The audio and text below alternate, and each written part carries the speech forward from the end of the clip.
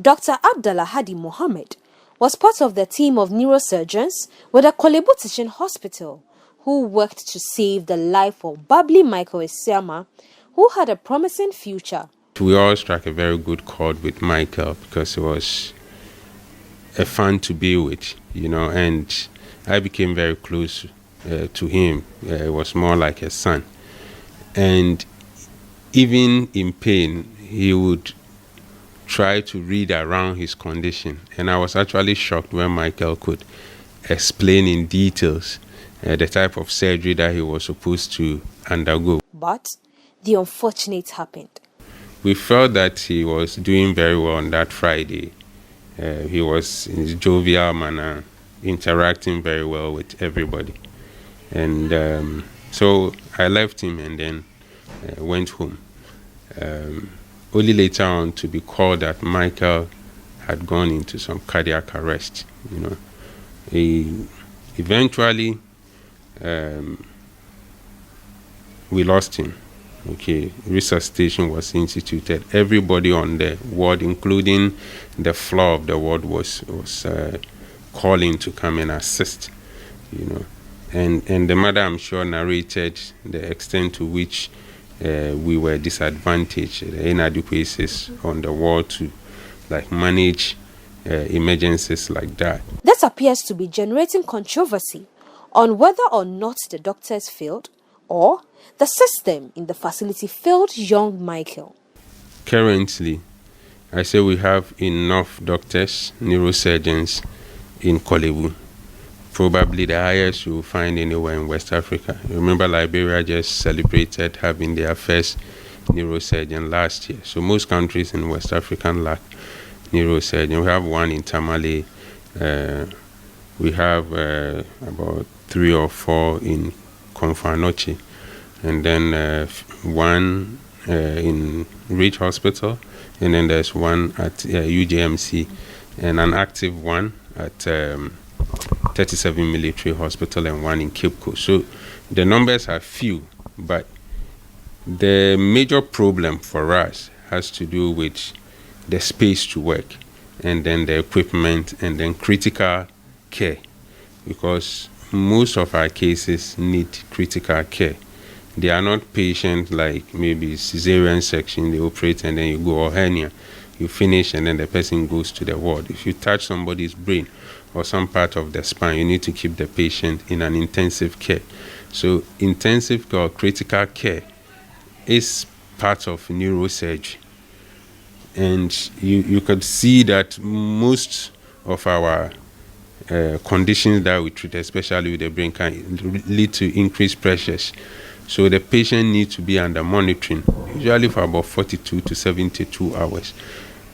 But because of the inadequacies that we have, especially with the intensive care unit, we are unable to keep this patient as long as we can.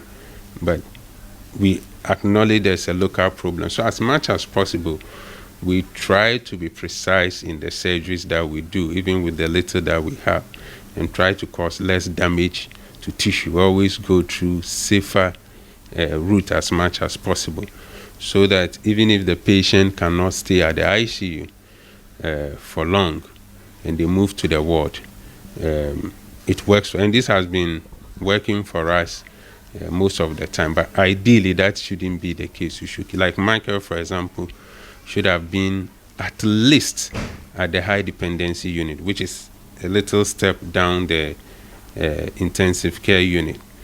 And Michael died from a clot in the leg, which is very far from the brain.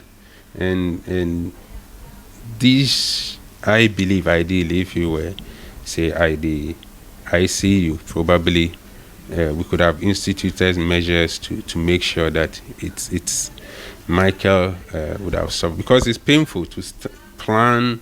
It takes long planning to plan and operate on somebody standing on your feet and lose the patient under those circumstances. And in Michael's case, we did a CT scan after the surgery and it looked all good. Everything had been cleared, which was a great success. Even though this tumor worldwide, not just Ghana, worldwide, it's a very, very difficult tumor to treat, even in advanced countries. Dr. Abdallah, who regretted the passing of Kofi Asiamah, said the boy's death would have been avoided if the hospital was equipped with needed modern equipment. This, he said, would have given Michael the opportunity to fulfill his dreams. Dr. Abdallah is advocating the establishment of a specialized neurosurgical center at the hospital. This country needs a neuroscience center. The statistics on the ground clearly shows that we need it.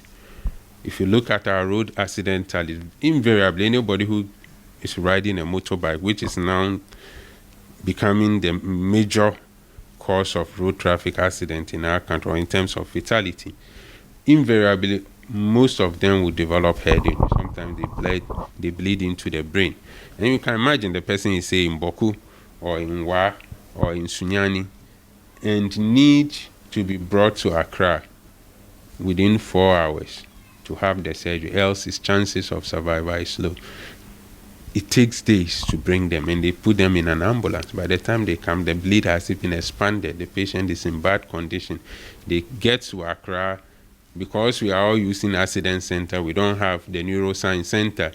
If accident center is choked by other cases, it means that guy cannot enter. Meanwhile, he's traveling from Wa, and it took them time to come in. When he passes through that phase to go to surgery, remember ICU is there. If we don't have ICU, it means we cannot operate on that patient. And sometimes, because there is no ICU, it means you don't get anesthesia. So there are times, out of respect for the sanctity of life, we still will say, we won't let this guy die.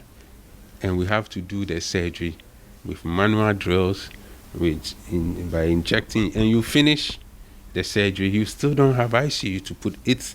It's so painful. The key point of this conversation is the need for government to prioritize equipping and resourcing specialized facilities in our hospitals. Reporting for City News, I am Na Adole Moffat.